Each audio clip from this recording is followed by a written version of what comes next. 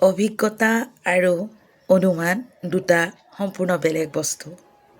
অনুমান হৈছে আমাৰ মনৰ কল্পনা আৰু অভিজ্ঞতা হৈছে আমাৰ জীৱনত পোৱা এটা ডাঙৰ শিক্ষা।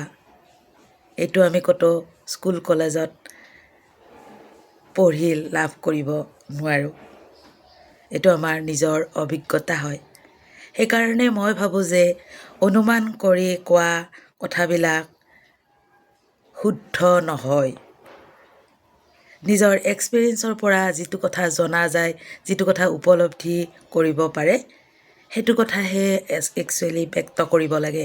আৰু অনুমানৰ কথাবিলাক কেতিয়াও ব্যক্ত কৰিব নালাগে। অনুমান সদায় মানুহৰ মনৰ কল্পনাহে, কিন্তু অভিজ্ঞতা জীৱনৰ এটা মূল্যৱান সম্পদ বুলি ক'ব পাৰি, এটা মূল্যৱান গুৰুত্বপূৰ্ণ শিক্ষা অভিজ্ঞতা।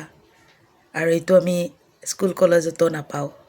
এইটো নিজৰ অন্তৰৰ পৰা আহিব লাগিব, এই অভিজ্ঞতাটো, এই জ্ঞানটো। সেইকাৰণে মই ক'ব খোজোঁ যে অনুমানত কেতিয়াও কাকো দোষাৰোপো নকৰিব, আৰু কেতিয়াও অনুমানটো হৈছে একেবাৰে বেয়া বস্তু, কেতিয়াও অনুমান নকৰিব। ভিডিঅ'টো ভাল লাগিলে ছাবস্ক্ৰাইব কৰি দিব। Thank U.